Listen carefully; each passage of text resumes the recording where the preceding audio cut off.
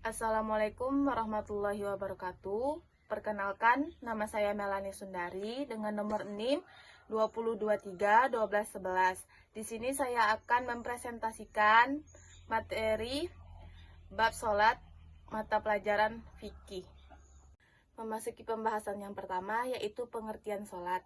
Sholat dibagi menjadi dua pengertiannya, yaitu secara etimologi dan terminologi.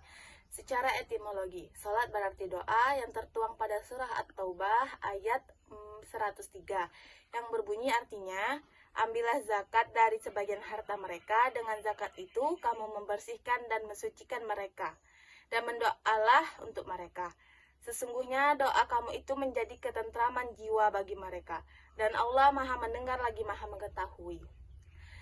Dan yang kedua, sholat sebagai rahmat, yang tertuang pada surah Al-Ahzab ayat 103, yang artinya, dialah yang memberi rahmat kepadamu dan para malaikatnya, memohonkan ampunan untukmu agar dia mengeluarkan kamu dari kegelapan kepada cahaya yang terang. Dan dia Maha penyayang kepada orang-orang yang beriman. Dan adapun secara terminologi, sholat adalah suatu ibadah yang terdiri dari perbuatan dan ucapan yang dimulai dari takbiratul ihram sampai salam dengan ketentuan yang ada. Baiklah, memasuki materi yang berikutnya, yaitu dalil-dalil sholat yang terdapat dalam Al-Quran. Yang pertama, pada surah Al-Hajj ayat 77 yang berbunyi, Bismillahirrahmanirrahim, Ya ayyuhalladzina amanu rka'u wasjudu wa'budu rabbakum waf'alul khaira la'allakum tuflihun. Yang artinya, wahai orang-orang yang beriman, rukuklah, sujudlah, dan sembahlah Tuhanmu, dan berbuatlah kebaikan, agar kamu beruntung. Dan juga terdapat pada surah Al-Ankabut ayat 45 yang berbunyi, Bismillahirrahmanirrahim, Utlu ma uhiya ilaika minal kitabi wa aqimis shalah, inna sholata tanha anil fahsya'i wal munkar, wala dzikrullahi akbar, wallahu ya'lamu ma tasna'un.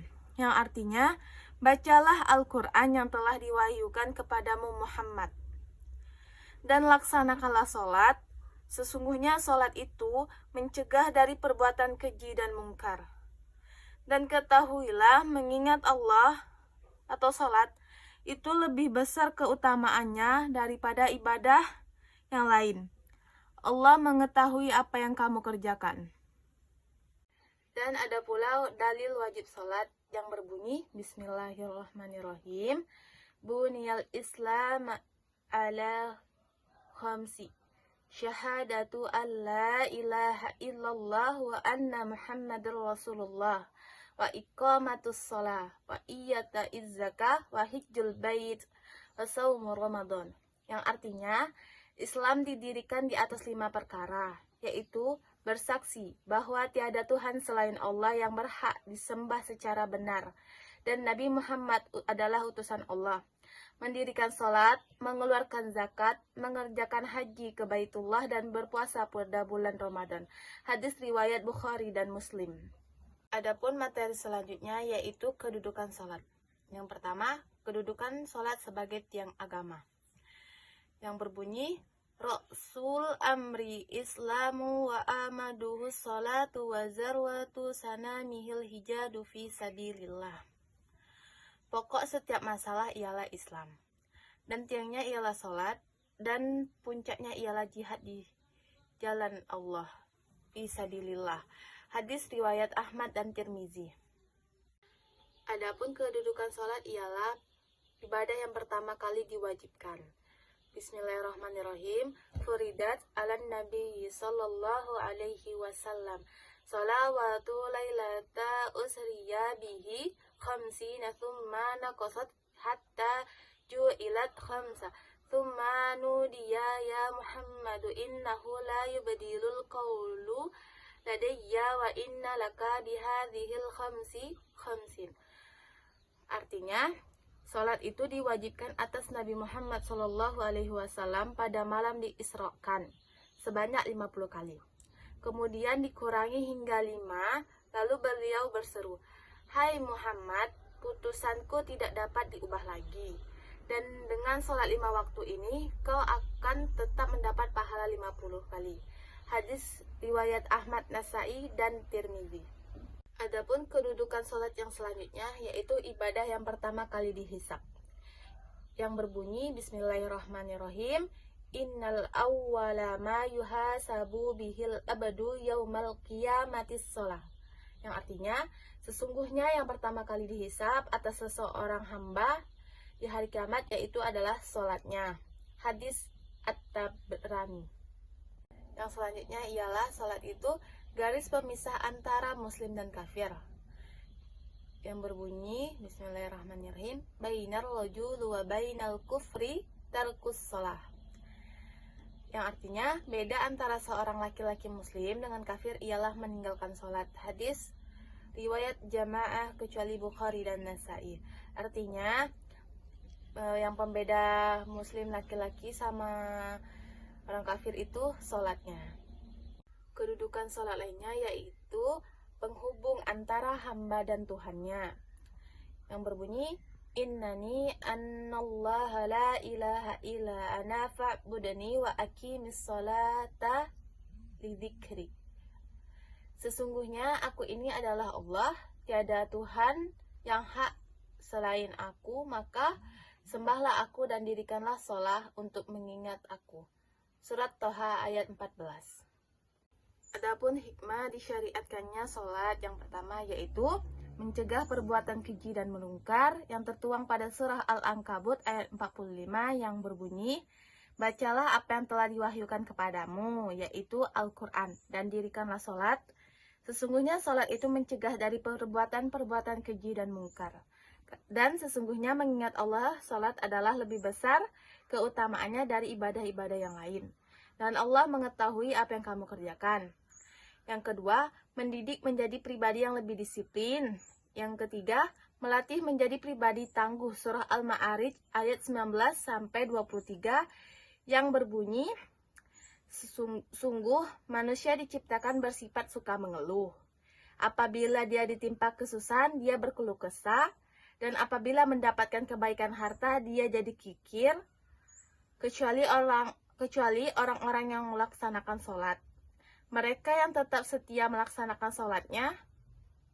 Yang keempat, meninggikan derajat seorang muslim. Yang kelima, membersihkan kesalahan dan dosa. Yang keenam, melatih hidup secara tertib dan teratur. Yang ketujuh, mengajarkan sifat tawadu, yaitu rendah hati. Yang kedelapan, meningkatkan kesehatan jasmani dan rohani secara optimal. Hukum meninggalkan sholat. Yang pertama, sengaja meninggalkan sholat dan menentang kewajiban sholat, dia menjadi kafir atau murtad. Yang kedua, sengaja meninggalkan sholat tetapi masih mengakui kewajiban sholat tersebut, namanya kafir amali. Kafir amali adalah yaitu perbuatan yang menunjukkan keingkaran tapi tidak keluar dari Islam. Seperti orang-orang yang tidak mensyukuri nikmat disebut kufur nikmat. Mereka ini tetap Islam, tapi perbuatannya menunjukkan keingkaran. Yang ketiga, meninggalkan sholat dengan tidak sengaja, wajib menunaikan sholat yang telah ditinggalkannya itu. Materi yang selanjutnya yaitu rukun-rukun sholat. Yang pertama, niat. Letak niat di sini adalah di dalam hati, sehingga niat tidak cukup diucapkan dengan lisan, sedangkan hatinya lalai. Apabila niat di hati itu sholat fardu zuhur, sedangkan yang diucapkan fardu asar, maka yang dianggap sah adalah niat yang di hatinya. Yang kedua, takbiratul ihram. Takbiratul ihram disebut demikian karena ucapan takbir tersebut menjadi sebab diharamkannya sesuatu yang sebelumnya halal menjadi haram. Contohnya, makan, minum, dan berbicara. Maksud takbiratul ihram adalah mengucapkan pada awal sholat kalimat takbir, Allahu Akbar. Orang-orang yang tidak mampu mengucapkan Allahu Akbar dapat membacanya dengan terjemahan, tidak membaca zikir yang lain yang mampu diucapkannya. Ia wajib mempelajari walaupun harus melakukan safar. Yang ketiga, berdiri bagi yang mampu dalam keadaan sholat wajib. Yang dimaksud sholat wajib adalah sholat 5 waktu, sholat yang dinazorkan, sholat fardu kifayah.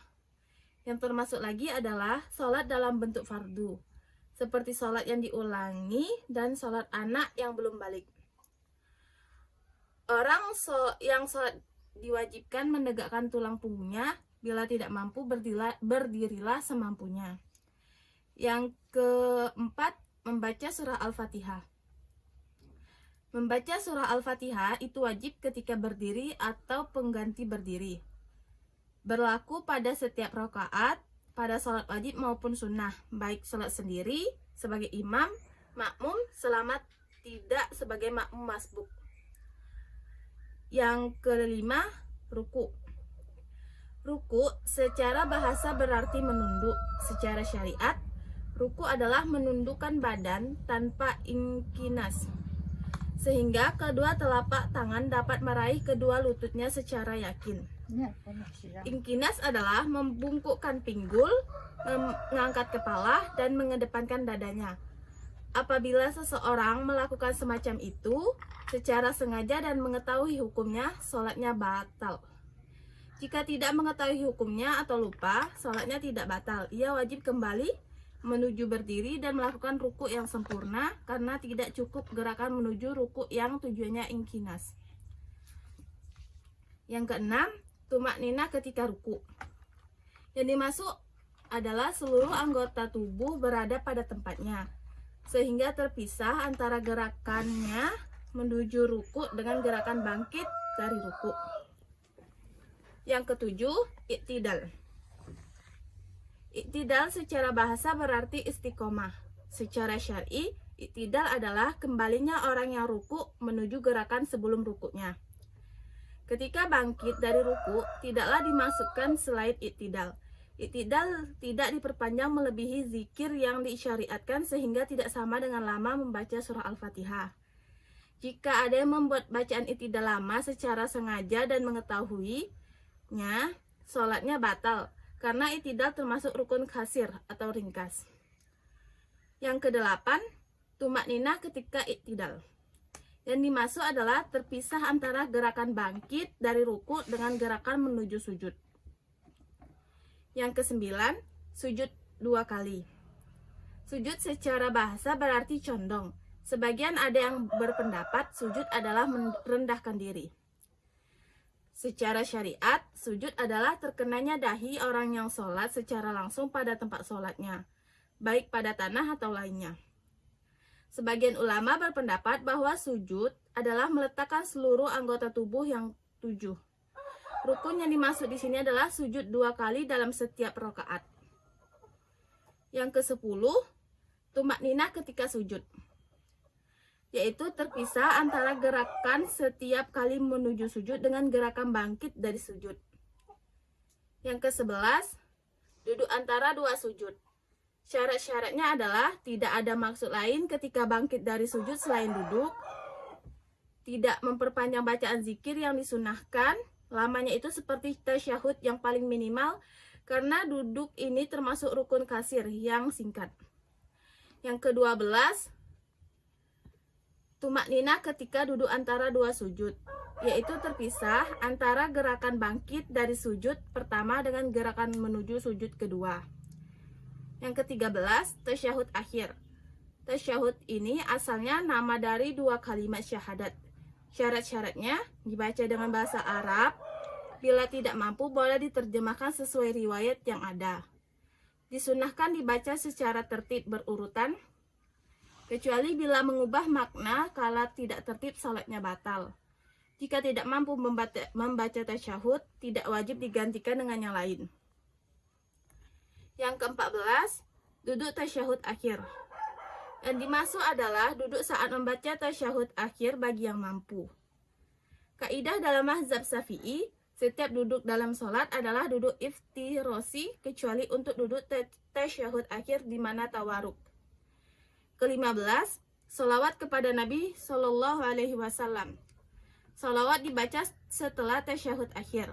Kalau ada jeda antara tasyahud dan sholawat dengan zikir atau jeda yang lama, hal itu tidak masalah. Syaratnya sama dengan syarat membaca tasyahud. Bacaan sholawat paling pendek adalah Allahumma sholli ala Muhammad. Yang ke-16, salam. Bacaan salam paling singkat adalah Assalamualaikum. Bacaan salam paling sempurna adalah Assalamualaikum warahmatullahi wabarakatuh. 10 syarat mengucapkan salam. Arif menggunakan makrifah dengan alif lam. Assalam tidak sah jika menggunakan Assalamualaikum. Khotib menggunakan domir orang yang diajak bicara Assalamualaikum. Tidak bisa dengan Assalamualaihi. Sil tidak memisah dua kata dengan pembicaraan yang lain. Wajma menggunakan domir jamak berarti tidak mengucapkan Assalamualaik, tetapi Assalamualaikum. Walin harus muwalah, mengucapkan salam berkesinambungan. Bila diam lama secara mutlak atau pendek dengan niat memutuskan ucapan salam maka tidaklah sah. Yang ke-17, tertib atau berurutan. Bentuk tidak tertib, tidak berurutan. 1. Mendahulukan rukun perbuatan atas rukun perbuatan yang lain atau atas rukun ucapan. Contoh, melakukan sujud sebelum ruku, melakukan ruku sebelum membaca Al-Fatihah. Hukumnya, jika mengetahui dan sengaja, sholatnya batal. Jika tidak mengetahui dan tidak sengaja, sholatnya tidak batal. Namun wajib kembali ke gerakan yang didahulukan pada tempatnya. Selama belum melakukan gerakan yang sama pada rakaat berikutnya, sehingga bila telah melakukan rakaat yang sama pada rakaat berikutnya, maka dianggap telah menggantikan gerakan tersebut dan sholatnya dilanjutkan ke rakaat selanjutnya. Mendahulukan rukun ucapan selain salam atas rukun perbuatan atau atas rukun ucapan yang lain. Contoh, mendahulukan tasyahud dari sujud, mendahulukan salawat pada Nabi dari tasyahud. Hukum bacaan yang dilakukan tidak dianggap, maka harus diulang pada tempatnya. Hal ini tidak ada perbedaan antara orang yang tahu dan sengaja dengan lainnya. Mendahulukan salam bukan pada tempatnya. Hukumnya, sholatnya batal jika tahu dan sengaja. Bila tidak, maka tidak batal. Ucapan salam dibaca pada tempatnya walaupun ada jeda yang panjang. Materi yang selanjutnya yaitu syarat wajib sholat. Pasal syarat wajib sholat ada 3, Islam, balik, dan berakal. Demikian ini adalah batas taklif atau ketentuan syariat. Yang pertama, Islam. Sholat merupakan ibadah yang wajib bagi muslim atau pemeluk Islam. Maka dari itu, sholat merupakan rukun Islam yang kedua setelah membaca syahadat. Mereka yang bukan muslim tidak wajib mengerjakan sholat, begitu pula bagi mereka yang ingkar atau keluar dari Islam. Yang kedua, balik. Balik artinya telah sampai pada batas kedewasaan. Anak-anak yang belum balik belum diwajibkan untuk menunaikan sholat karena juga masih mempelajarinya. Namun mereka yang sudah balik wajib hukumnya menunaikan sholat sesuai rukun dan syariat. Yang ketiga, berakal. Berakal maksudnya mengerti tata cara sholat, maka dari itu sholat belum wajib untuk anak-anak yang belum mengerti apa-apa. Begitu juga tidak wajib bagi mereka yang kehilangan akal atau memiliki gangguan jiwa karena tidak berakal. Syarat sah sholat. Syarat sah sholat sebelum masuk ke dalam sholat ada 5. Yang pertama, suci badan dari hadas dan najis, menutup aurat dengan pakaian yang suci, berada di tempat yang suci, tahu pasti akan masuk waktu sholat, dan menghadap kiblat. Suci badan dari hadis dan najis. Muslim yang menunaikan sholat wajib suci dari hadas dan najis atau hal-hal yang tidak membuat mereka suci untuk menunaikan ibadah tersebut. Dalam Islam, ada 2 jenis hadas, yaitu kecil dan besar. Hadas kecil misalnya urin dan kotoran yang tertinggal di dubur. Begitu juga dengan hilangnya kesadaran akibat pingsan, mabuk, dan lainnya. Sementara hadas besar adalah keluarnya air mani usai berhubungan intim, keluar darah baik karena haid maupun nifas, dan lainnya. Maka dari itu, sebelum sholat, pastikan diri telah suci dari segala bentuk hadas dan najis tersebut. Untuk memastikan, muslim dapat melakukan mandi wajib sebelum sholat. Yang kedua, menutup aurat dengan pakaian yang suci. Muslim juga perlu menutup aurat ketika hendak sholat. Aurat perempuan adalah seluruh bagian tubuh kecuali telapak tangan dan wajah, sementara aurat laki-laki dari pusar sampai lutut. Yang ketiga, berada di tempat yang suci. Muslim juga perlu memastikan berada di tempat yang suci ketika hendak melaksanakan sholat. Jangan sampai berada di tempat yang kotor dan penuh kemaksiatan. Yang keempat, telah masuk waktu sholat. Sholat 5 waktu memiliki waktu yang khusus yang telah ditetapkan oleh Allah, sehingga sholat tidak diterima apabila dilakukan sebelum waktunya. Penetapan waktu ini terkait dengan masuknya waktu dan rentang waktu sholat. Masuknya waktu sholat ditandai dengan berkumandangnya azan sesuai waktu sholat yang berlaku. Allah berfirman dalam surah An-Nisa ayat 103, yang artinya, sesungguhnya sholat itu adalah kewajiban yang ditentukan waktunya atas orang-orang yang beriman. Yang kelima, menghadap kiblat. Sholat harus dikerjakan dengan menghadap ke arah kiblat. Perintah ini termaktub dalam Al-Quran, tujuannya agar muslim melakukan sholat sesuai keimanannya. Selain itu, sholat menghadap kiblat dapat membuat anggota badan fokus dan khusyuk pada satu arah. Begitu pula dengan hati agar khusyuk tertuju hanya kepada Allah Subhanahu wa Ta'ala. Dalam Islam, kiblat sholat adalah Ka'bah yang merupakan simbol persatuan dan tempat menghadap yang diperintahkan oleh Allah. Cara sholat yang pertama, berdiri tegak menghadap kiblat. Setiap muslim yang hendak sholat, wajib hukumnya menghadap ke arah kiblat supaya sholatnya khusyuk. Yang kedua, niat. Niat dilakukan setelah melakukan rukun yang pertama. Yang ketiga, takbiratul ihram. Takbiratul ihram di sini ada syaratnya yaitu 16. Yang pertama, dibaca saat berdiri dalam salat fardu. 2. Berbahasa Arab. 3 dan keempat, berlafaz jalalah Allah dan berlafaz akbar. Yang kelima, tertib antara dua lafaz tersebut. Yang keenam, hamzah jalalah tidak boleh dipanjangkan. Yang ketujuh, ba akbar tidak dipanjangkan. Yang kedelapan, ba akbar tidak ditasydid. Yang kesembilan, tidak ditambah dengan waw mati atau berharokat di antara dua kata itu. Yang kesepuluh, tidak boleh ditambah waw sebelum jalalah.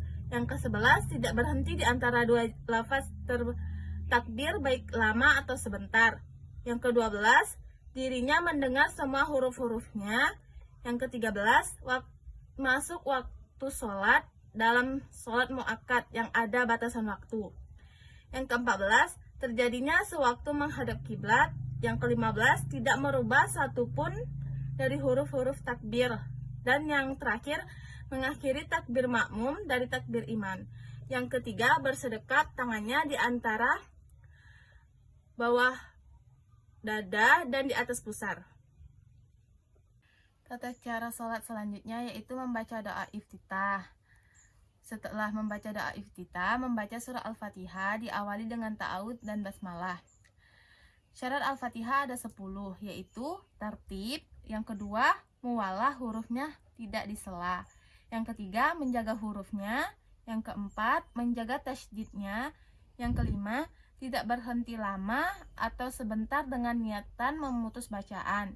Yang keenam, membaca semua ayatnya termasuk basmalah. Yang ketujuh, tidak lahan atau salah baca yang bisa mengubah makna. Yang kedelapan, membacanya dengan berdiri saat salat fardu. Yang kesembilan, dirinya mendengarkan bacaannya. Yang kesepuluh, tidak menyela-nyela dengan zikir lain. Adapun dua syarat yang bisa ditambahkan. Yang pertama, membaca Al-Fatihah dengan bahasa Arab. Yang kedua, niatnya untuk membaca surah, bukan untuk menunjukkan kepada yang lainnya. Seperti menunjukkan Al-Fatihah untuk wali, maka bacaan Al-Fatihah harus diulang. Namun jika niatnya digabung dengan niatan baca surah dalam sholat, maka tidak perlu diulang. Tata cara sholat selanjutnya yaitu membaca salah satu surah atau ayat dari Al-Quran yang dianggap mudah. Selanjutnya, ruku. Ruku adalah merujuk kepada gerakan membungkuk dan diikuti dengan pembacaan zikir di dalam sholat. Ruku merupakan rukun sholat yang apabila ditinggalkan baik sengaja ataupun tidak sengaja, maka sholatnya batal. Jika terlupa melakukan ruku di dalam sholat, maka pelaku diwajibkan menambah rakaatnya dan melakukan sujud syahwi ketika mengingatnya. Dalam bahasa Indonesia, pengertian ruku adalah sikap membungkuk pada waktu sholat dengan tangan ditekankan di lutut sehingga punggung dan kepala sama rata. Syekh Albani menjelaskan bahwa setelah Nabi Muhammad SAW menyelesaikan bacaan Al-Qur'annya, ia terdiam sejenak kemudian mengangkat kedua tangannya sebelum pada takbiratul ihram. Lalu ia bertakbir dan ruku. Ia memerintahkan untuk mengangkat kedua tangan kepada sahabat yang keliru dalam tata cara sholatnya. Tata cara sholat yang berikutnya yaitu i'tidal. I'tidal adalah gerakan bangkit dari ruku, bagian dari rukun sholat yang wajib dilakukan. I'tidal merupakan masdar dari kata i'tadala, ya'tadilu i'tidalan, artinya adalah seimbang, rata, tegak. Maksud i'tidal dalam sholat adalah berdiri dari ruku sebelum sujud. Seperti gerakan sholat yang lainnya, i'tidal dilakukan dengan tumakninah, yaitu perlahan-lahan dan tidak terburu-buru. Selanjutnya, sujud. Sujud adalah tindakan ruku atau sujud kepada Allah menghadap kiblat arah Ka'bah di Mekah, biasanya dilakukan dalam ibadah sehari-hari, sholat maksudnya. Posisinya melibatkan berlutut dan membungkuk sampai seseorang menyentuh tanah dengan dahi, hidung, telapak tangan, lutut, dan jari kaki. Dan tetap dalam posisi itu sampai seseorang mencapai keadaan santai sambil membaca doa untuk memuliakan Tuhan Allah Azza Jalla. Tata cara sholat yang selanjutnya yaitu duduk iftisari. Duduk iftisari dilakukan pada tasyahud awal dan duduk di antara dua sujud, sementara duduk tawarud dilakukan di tasyahud akhir. Dalam sholat terdapat duduk, tawaruk, dan iftisari. Keduanya adalah cara duduk yang disyariatkan, namun memiliki perbedaan waktu dalam pelaksanaannya. Dalam segala gerakan sholat, ada rukun dan syarat yang mengikat dan harus dilakukan kecuali memiliki dalil tertentu sesuai syar'i yang melonggarkan pelaksanaannya. Terdapat dua posisi duduk dalam sholat, yaitu duduk tawaruk dan iftisari. Posisi duduk iftisari adalah duduk dengan menegakkan kaki kanan dan membentangkan kaki kiri, kemudian menduduki kaki kiri. Sedangkan duduk tawaruk adalah duduk dengan menegakkan kaki kanan dan menghamparkan kaki kiri ke depan atau di bawah kaki kanan dan duduknya di atas tanah atau lantai. Sebagaimana sering dilakukan, duduk iftisari adalah duduk seperti pada tasyahud awal dan duduk antara dua sujud. Yang selanjutnya, duduk kedua seraya membaca takbir Allahu Akbar. Yang selanjutnya, berdiri rakaat yang kedua diiringi bacaan takbir Allahu Akbar. Sebelum berdiri disunahkan duduk sebentar seperti duduk di antara dua sujud. Yang selanjutnya, rakaat kedua. Cara dan sikap rakaat kedua ini sama dengan rakaat pertama, hanya ada beberapa perbedaan. Cara sholat selanjutnya yaitu duduk tasyahud awal pada rakaat kedua, kemudian membaca sholawat kepada Nabi.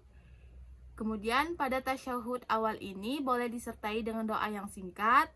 Kemudian tasyahud akhir atau tahiyat akhir pada rakaat ketiga. Yang selanjutnya salam, terus tertib. Materi yang selanjutnya yaitu efek medis dari sholat. Yang pertama, takbiratul ihram. Dapat menguatkan otot lengan dan melancarkan aliran darah. Yang kedua, ruku. Dapat mengembalikan fungsi tulang belakang. Yang ketiga, i'tidal. Dapat melancarkan pencernaan. Yang selanjutnya, sujud. Mengalirkan oksigen, menguatkan daya pikir, memudahkan persalinan. Selanjutnya, duduk di antara dua sujud dapat menghindari kelumpuhan dan dapat mencegah impotensi. Yang selanjutnya, salam. Merupakan relaksasi otot leher dan mengencangkan kulit wajah. Baiklah, memasuki materi yang berikutnya yaitu perkara-perkara yang membatalkan sholat. Yang pertama, murtad. Murtad atau keluarnya dari Islam menjadi pembatal sholat karena sebagaimana yang telah kita ketahui bahwa salah satu syarat sahnya sholat adalah beragama Islam. Yang kedua, gila. Gila atau hilangnya akal sehat juga menjadi hal yang membatalkan sholat. Lantaran di antara syarat syah sholat, ini berakal, maka tidak sah bila sholat dilakukan oleh orang gila atau orang yang tidak berakal. 3. Belum masuknya waktu sholat. Sholat tidak sah jika dilakukan sebelum waktunya. Maka jika seseorang sedang sholat tanpa mengetahui waktunya dan di tengah sholat baru masuk waktu, maka sholatnya batal. 4. Terkena najis. Suci dari najis menjadi salah satu syarat sah sholat, sehingga tak sah sholat seseorang apabila bajunya, di badannya, atau pada tempat sholatnya terkena najis. Yang kelima, berhadas kecil. Tak hanya najis, sholat pun mesti suci dari hadas baik besar maupun kecil. Apabila muslim berhadas kecil disengaja ataupun tidak, maka batal sholatnya. Yang keenam, berhadas besar. Terkena atau mengalami hadas besar juga dapat membatalkan sholat seseorang. Yang termasuk hadas besar adalah haid, keluarnya air mani, meninggal dunia, dan nifas.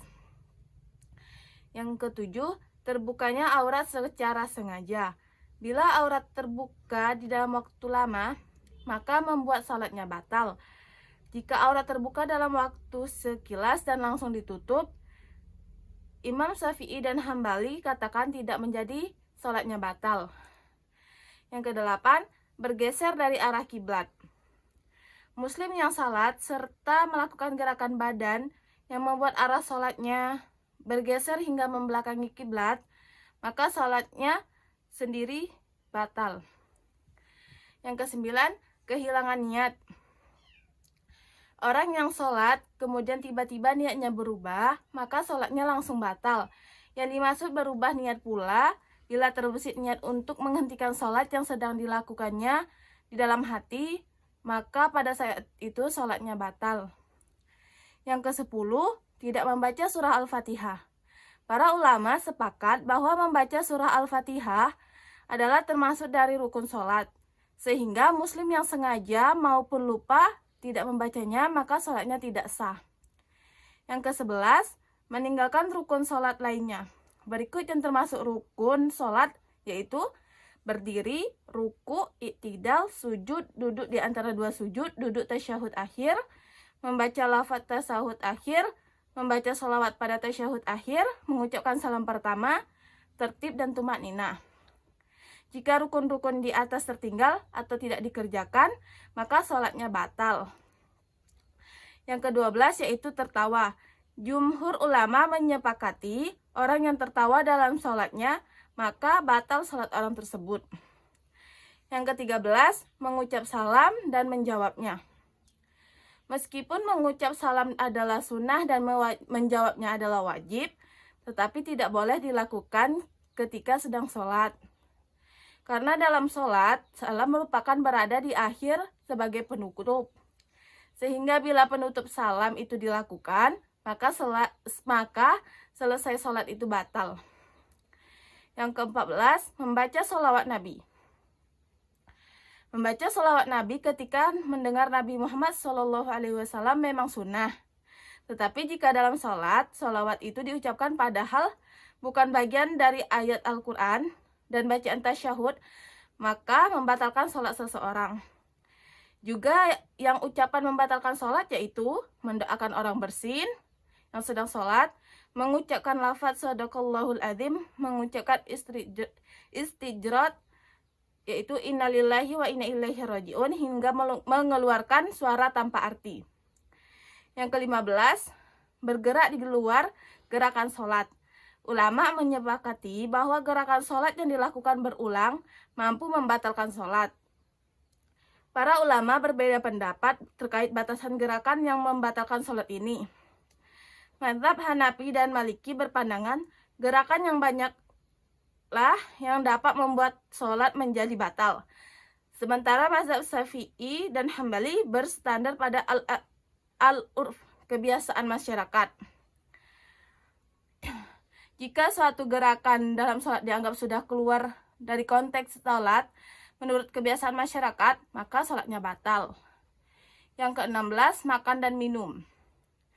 Ditetapkan oleh ulama bahwa makan dan minum selagi sholat mampu membatalkan sholat seseorang. Meskipun orang itu menelan makanan dan minuman dalam jumlah sedikit ataupun kecil, tetapi membuat sholatnya tidak sah. Yang ke-17, mendahului imam dalam sholat berjamaah.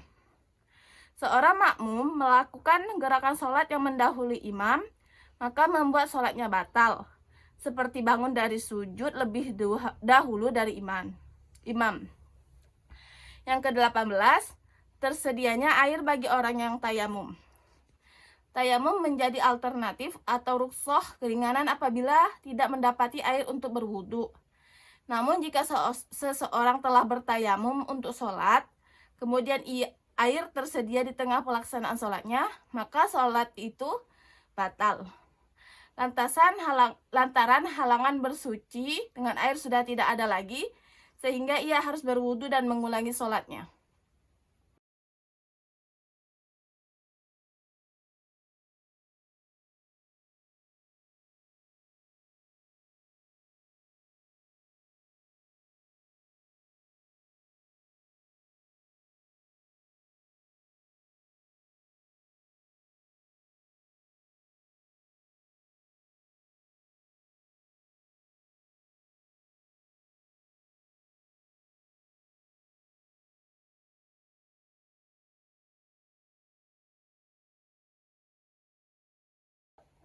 Itulah presentasi dari saya, kurang lebihnya mohon maaf, kesempurnaan hanya milik Allah dan kekurangan datangnya dari saya.